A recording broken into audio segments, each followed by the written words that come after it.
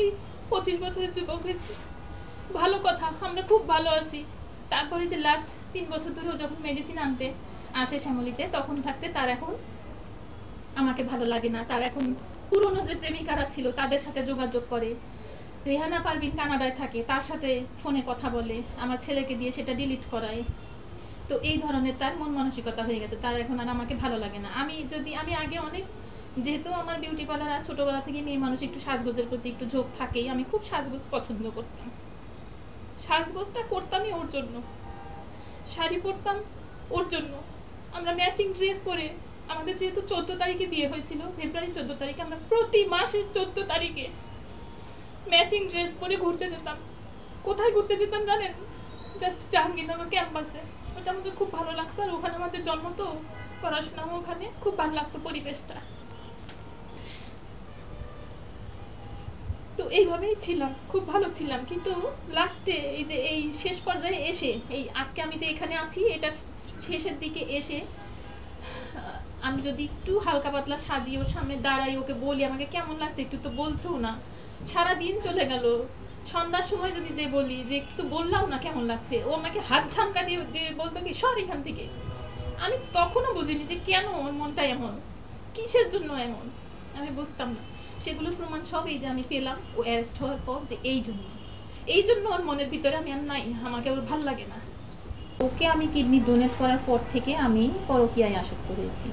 আর যখন আমার বিয়েটা হয় তখন কিন্তু আমার বয়সটা মাত্র 16 কি 17 বছর। মানে আমার সুখের দিকটা কিন্তু আমি চিন্তা করিনি। ও তো কিছু করতে পারতো না, ও তো এই 10-11টা বছর দুটো কিডনি ছাড়া ও সম্পূর্ণরূপে অচল ছিল। ওই সময় যে এই ধরনের চিন্তা ভাবনা আমার মনের ভিতরে কিভাবে আসলে আমি জানি না। তখন তো আমার বয়স ছিল, আমি তখন চলে যেতে পারতাম। হয়েছিল আমার একটা ছেলে, বাচ্চা হয়েছিল, তারপরেও তো আমি পারতাম। যে আমি ওই সময় কেন যাইনি, এখন কেন পরকীয়ায় জড়ালাম। সে তারেকের বন্ধুর কাজিন, সে ওখান থেকে যখন বাংলাদেশে আসলো তখন আমার বাসায় একদিন ফলটল নিয়ে দেখতে এসেছিল। তো একদিনই, হ্যাঁ ওই একদিনই এসেছিল। তখন আর কি বসে কথাবার্তা বললো, মানে জিনিস। আজকে আসলে অত্যন্ত দুঃখ ভরা ক্রান্ত মন নিয়ে আপনাদের সামনে আমি উপস্থিত হয়েছি। আমার স্বামী মোহাম্মদ তারেক এটার উল্টো একটা প্রচারণা করে। তার মধ্যে কয়েকটা কথা সে বলেছে। আজকে এগুলো দেখার পরে আমি আসলে অনেক অসুস্থ হয়ে পড়েছিলাম বাসায়। অনেকেই আমাকে নক দিয়েছে, ফোন দিয়েছে, আমি কথা বলতে পারিনি অসুস্থতার কারণে। আমি এখনও অসুস্থ, তারপর আমি বাধ্য হয়েছি যে এই কথাগুলোর যদি আমি সত্যতা প্রমাণ আপনাদেরকে না দিই, তাহলে হয়তো ওর কথাগুলোই সত্য হয়ে রয়ে যাবে। কিন্তু ওর কথাগুলো তো সত্য না। ও যেগুলো বলেছে এগুলোর কোনো প্রমাণ ওর কাছে নাই, কারণ এগুলো সব মিথ্যে, বানোয়াট। এই যে আমি কোটি টাকা হাতিয়ে নিয়েছি, তারপরে আরও কত ধরনের উদ্ভট কথা, বানোয়াট কথা, মিথ্যে, কাল্পনিক, মন গড়া বক্তব্য, অডিও ভিডিও কিছু অনলাইন পোর্টালে ও কয়েকটি গণমাধ্যমে একতরফাভাবে প্রচার করছে। ও আমার আর আমার পরিবারের সবার ভাবমূর্তি মানে ভীষণভাবে বিনষ্ট করছে। এটা একটা ষড়যন্ত্র আমি মনে করি। প্রকৃত ঘটনাটা এবং তারেকের যে সম্প্রতি নিজের মুখের যে ভাষ্য, নিজের যে স্বীকারোক্তি আপনাদের সামনে পরিষ্কার করার জন্য আপনাদেরকে আজকে আমি আমন্ত্রণ জানিয়েছি। আপনারা কষ্ট করে এসেছেন, আপনাদের কাছে আমি কৃতজ্ঞ।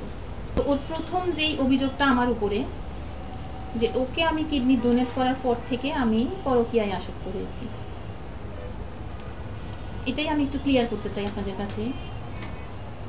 তারেকের তো আমার বিয়ের তো 2006-এ আমার বিয়েটা হয়েছিল।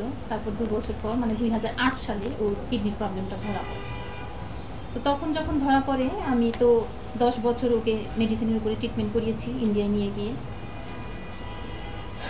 আর যখন আমার বিয়েটা হয় তখন কিন্তু আমার বয়সটা মাত্র 16 কি 17 বছর। তো 2 বছর পরেই যখন ওর প্রবলেমটা ধরা পড়ে, এই 10টা বছর আমি যে ওকে ট্রিটমেন্টটা করিয়েছিলাম, আমি কিন্তু কোনো দিক চিন্তা করিনি।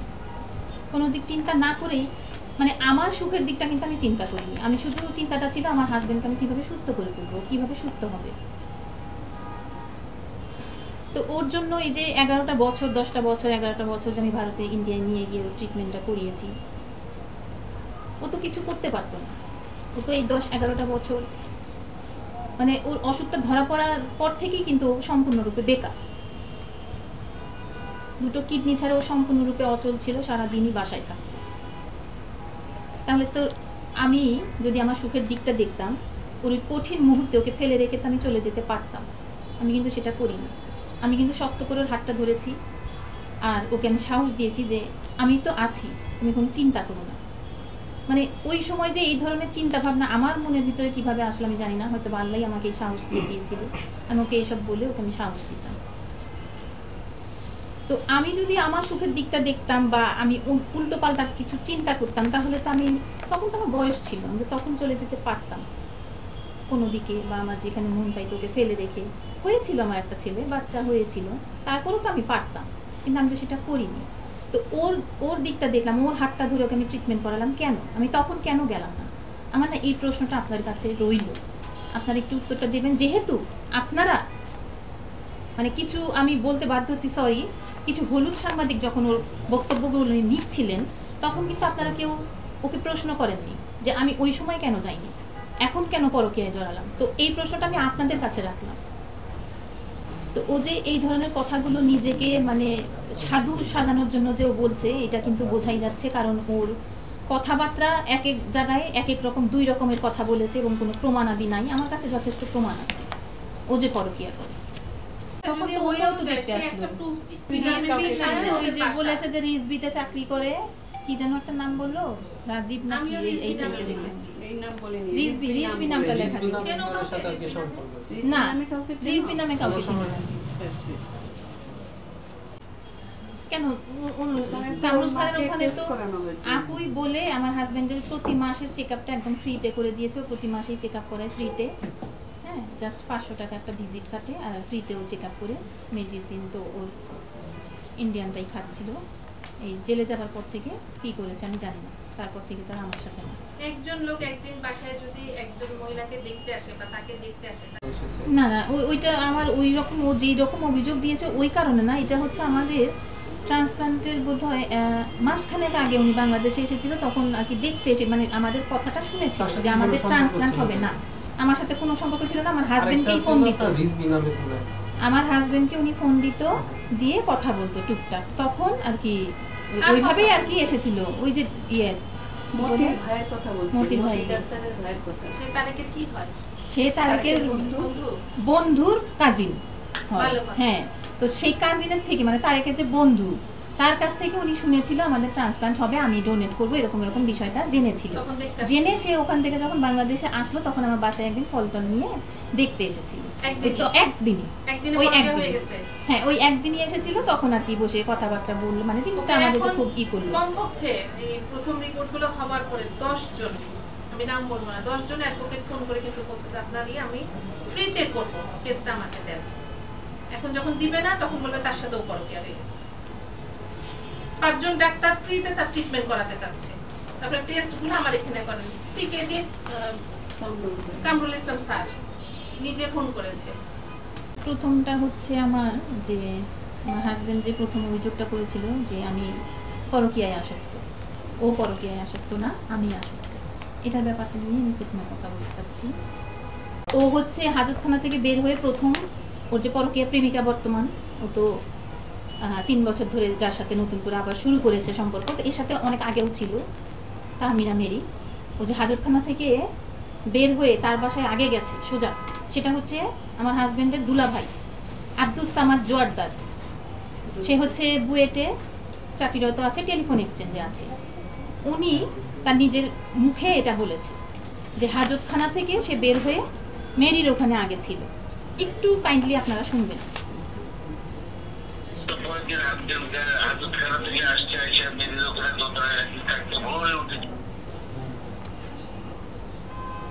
আশা করি শুনেছেন। আর ওর আরেকটা ভাই, বড় ভাই, আমাদের অনেক শ্রদ্ধেয় বড় ভাই, আসলে সবারই তো ফ্যামিলির আত্মীয় স্বজনের একটা মান সম্মান থাকে। আজকে যেহেতু ও এই ধরনের কথা বলছে, আমি আসলে বাধ্য হচ্ছি এগুলো বলতে বা আপনাদের সামনে প্রমাণগুলো দিতে। তো ওর আরেকটা ভাই, বড় ভাই, উনিও আমাকে ওই মেরি সম্পর্কে কিছু বলেছে, যেটা সত্য কথা, সেটাই একটু শুনবেন প্লিজ।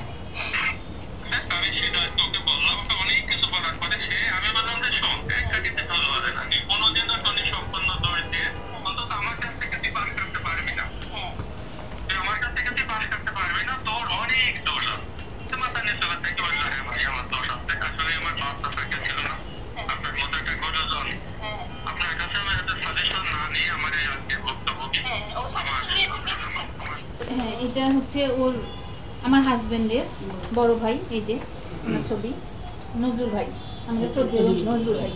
নজরুল ভাই বলছে কথাগুলো। জি জি, এই রেকর্ডিংটা যেটা শুনলেন এটা হলো নজরুল ভাই, এটা আমার হাজবেন্ড তারেকের বড় ভাই। এনার কাছে ছোটবেলা থেকে ও ছিল, আমার হাজবেন্ড ছিল, হ্যাঁ, ছোটখাটো কাজ করেছে ওনার দোকানে, কাজ করে বড় হয়েছে আমার হাজবেন্ড ওনার কাছেই বলতে গেলে। উনি কি করেন? উনি মোহাম্মদপুরেই ওনার বাড়ি। উনি এখন তো বয়স হয়েছে, হয়তো কিছু করে না, আগে ছিল, বিজনেস ছিল ওনার। এই যে কথাগুলো বলেছে মানে কি প্রসঙ্গে বলেছে? এইটা কি প্রসঙ্গে? তারেকের সম্পর্কের প্রসঙ্গে বলেছে, পরকীয়ার যে সম্পর্ক সেই প্রসঙ্গে বলেছে। তারেককে অনেক বুঝিয়েছে যে এত বছরের সংসারটা তুই কেন নষ্ট করবি, মেরি তোকে কি দিতে পারবে, সেটা তো আপনারা শুনলেনি যে উনি কি বলেছে। এটার একমাত্র উদ্দেশ্য সেটা হলো ও বাড়িটা বিক্রি করবে। বাড়িটা বিক্রি করতে গেলে যেহেতু আমাদের দুজনের সাইন লাগবে, যেহেতু বাড়িটা মর্গেজ রাখা, যার জন্য আমার সাথে মানে মিল দেবে, মিল দিয়ে বাড়িতে ঢুকে তারপরে ও ছলে বলে কৌশলে বাড়িটা বিক্রি করে টাকা পয়সা নিয়েও চলে যাবে। আমার হাজবেন্ডের আমার বাচ্চার প্রতি কোনো মায়া দয়া নাই, আমি যে ওয়াইফ আমার প্রতিও কোনো দয়া মায়া নাই, কিছুই নাই। হ্যাঁ, আমি দেখেছি এত বছরে, আমি এত কাছ থেকে ওকে দেখেছি, শুধু মানে ওর কারোর প্রতি কোনো মায়া দয়া নাই। এই এত বছরের ভিতরে আমি ওকে এটাই আবিষ্কার করেছি যে ও একটা সেলফিশ, ও নিজেকে ছাড়া কিচ্ছু বোঝে না। আপনারা অনেকেই অবাক হচ্ছেন, আচ্ছা একটা মানুষ একটা ওয়াইফের কাছ থেকে কিডনি নেওয়ার পরে এইরকম ব্যবহার কেমনে করে, আপনারা কিন্তু অবাক হচ্ছেন। কেমনে করে জানেন ভাইয়া?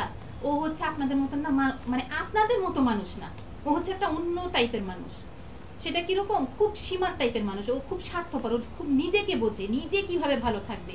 ছোট্ট করে আমি একটু বলি তাহলে বুঝবেন। আমি একটা ছোট্ট বিড়াল পালতাম, বিড়ালটার পিছনে যদি আমি 2 টাকা খরচ করতাম, সাপোজ একটা লিটার কিনতাম, সেই লিটারটাও কিন্তু আমার বোন কিনে দিত, আমি কিন্তু কিনতাম না তেমন একটা।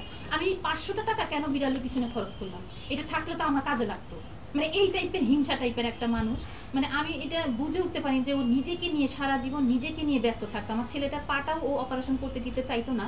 ও বলতো কি এটা হলে আমাদের তো অনেক কাজে লাগতো, কি দরকার এতগুলো টাকা ভাঙলাম, এই টাইপের একটা হিংসা ওর। ও সারা জীবন নিজেকে নিয়ে ভালো থাকতে চায়, ও অন্য কারোর জন্য ওর দয়া মায়া নাই, কখনোই নাই। এই টাইপের একটা মানুষ।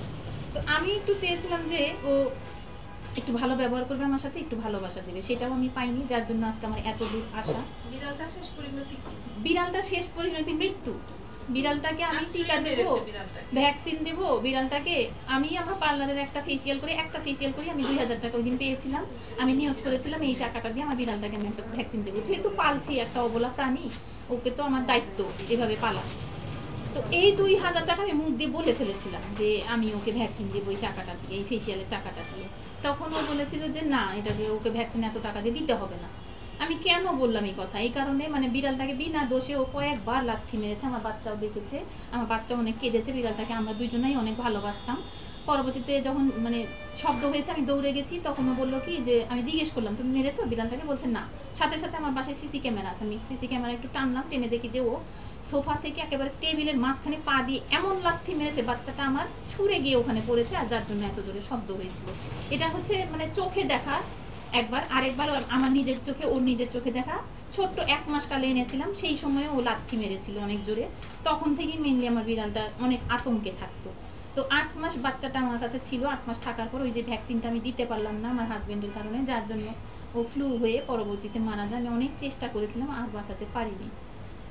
আপনার হাজবেন্ড অভিযোগ দিচ্ছে যে আপনি তার ফ্ল্যাট লিখে নিয়েছেন, লিখে সেই বিষয়টা একটু শর্ট করে বলুন। হ্যাঁ, সেটা তো ওই যে বললাম যে লিখে নিয়েছি বলতে ওইটাই তো, যখন ও করতে পারছিল না, বাড়ির কাজটা শেষ করতে পারছিল না, তখন যে আমার মাকে বলে যে মামুনি আপনি তো পেনশনে গেছেন, তাহলে একটা কাজ করেন, আমাকে কিছু টাকা দেন, ধার দেন, আমি দিয়ে দেবো, আবার আমি হচ্ছে বাড়িটা তো শেষ করতে হবে।